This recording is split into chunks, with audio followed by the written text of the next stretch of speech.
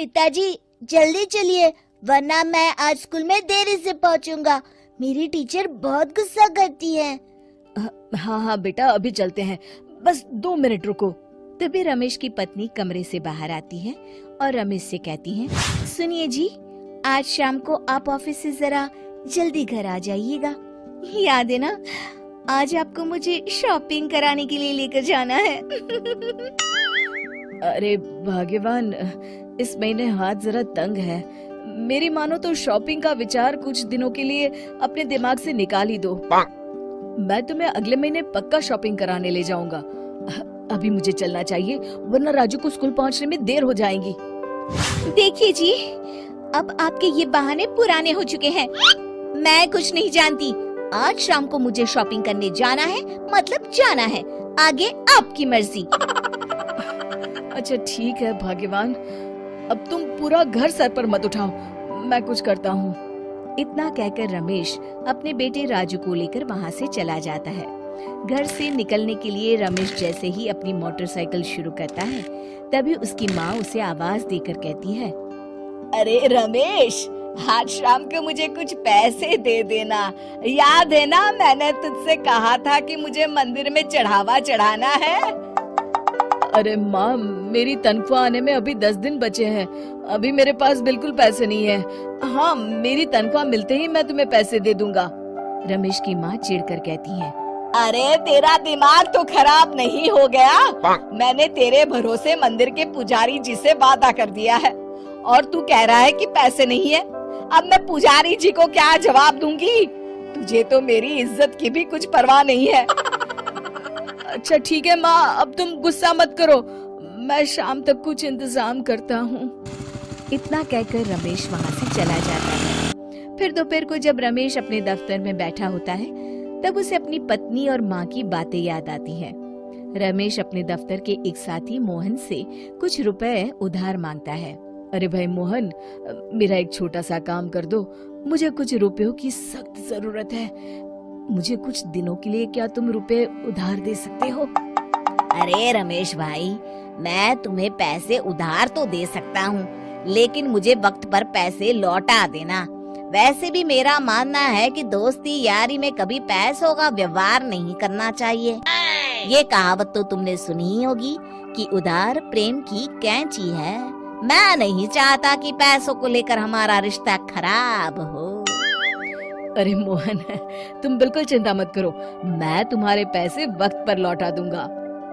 फिर मोहन रमेश को पैसे दे देता है। शाम को घर आकर रमेश कुछ पैसे अपनी माँ को देता है और साथ ही अपनी पत्नी को भी शॉपिंग कराने बाजार लेकर जाता है। रमेश की पत्नी और उसकी माँ का स्वभाव जरूरत से ज्यादा खर्चीला होने के कारण दोनों हमेशा बेवजह पैसे खर्च करती हैं। फिर एक दिन, सुनिए जी, अगले हफ्ते हमने छुट्टियों में कहीं बाहर जाने का प्लान बनाया था। आपने पैसों का इंतजाम कर लिया ना? अरे अभी कहाँ, अभी तो मेरे पास बिल्कुल पैसे नहीं है। हम कभी और चले जाएंगे। देखिए जी, मैंने सभी सहेलियों से कह दिया है कि मैं बाहर घूमने जा रही हूँ। अगर मैं नहीं गई तो सब मुझ पर हंसेंगी। आप कहीं से भी पैसों का इंतजाम कीजिए जी। इतना कहकर रमेश की पत्नी वहाँ से चली जाती है। वहीं दूसरी तरफ रमेश की माँ भी तीर्थ यात्रा जाने की जिद करती है और रमेश से पैसे मांगती है। फिर अगले दिन रमेश एक सेठ से पैसे उधार लेकर अपनी पत्नी और बेटे को घुमाने ले जाता है और अपनी माँ को भी तीर्थ यात्रा पर भेज देता है। लेकिन जैसे ही रमेश अपनी छुट्टियाँ बिताकर वापस आता है, कर्जदार उसका जीना मुश्किल कर देते हैं। इतना ज्यादा कर्ज एक साथ अपने ऊपर देख रमेश काफी परेशान रहने लगता है। फिर एक दिन राजू की स्कूल की फीस वक्त पर न भर पाने के कारण रमेश को स्कूल में बुलाया जाता है। स्कूल के प्रिंसिपल साहब रमेश को सख्त हिदायत देते हैं कि अगर वक्त पर स्कूल की फीस नहीं भरी गई तो उनके बेटे का नाम स्कूल से काट दिया जाएगा। अपने बेटे की स्कूल की फीस भरने के लिए रमेश अपने दोस्त गिरधारी से कुछ पैसे उधार ले लेता है और स्कूल की फीस भर देता है। रमेश की माँ और उसकी पत्नी खर्चे और घर की जिम्मेदारी संभालते संभालते धीरे धीरे रमेश पूरी तरह कर्ज में डूब जाता है।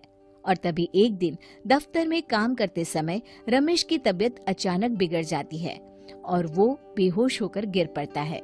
उसे जल्दी से पास के एक अस्पताल में भर्ती कराया जाता है। रमेश के घर वालों को ये बात पता चल जाती है तो वे सभी अस्पताल पहुंचते हैं। अस्पताल के डॉक्टर साहब उन्हें बताते हैं, देखिए, देर रात तक जागने और जरूरत से ज्यादा काम करने की वजह से इन्हें चक्कर आ गया था। बेहतर यही होगा कि इन्हें कुछ दिनों के लिए पूरी तरह आराम करने दिया जाए। रमेश की हालत देखकर उसके बेटे राजू को बहुत गुस्सा आता है और वो अपनी दादी और माँ से कहता है, माँ, दादी, मैं इतना छोटा हूँ, फिर भी मैं इतना समझता हूँ कि पिताजी दिन रात दफ्तर में काम करके पैसे कमाते हैं।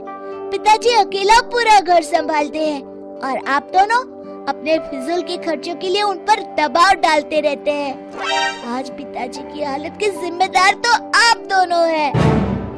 राजू की समझदारी भरी बातें सुनकर रमेश की माँ और पत्नी को अपनी गलती का एहसास होता है और दोनों की आंखों में आंसू आ जाते हैं। फिर कुछ दिनों के बाद रमेश की तबीयत एकदम अच्छी हो जाती है और वो पहले की तरह अपने काम पर जाने लगता है।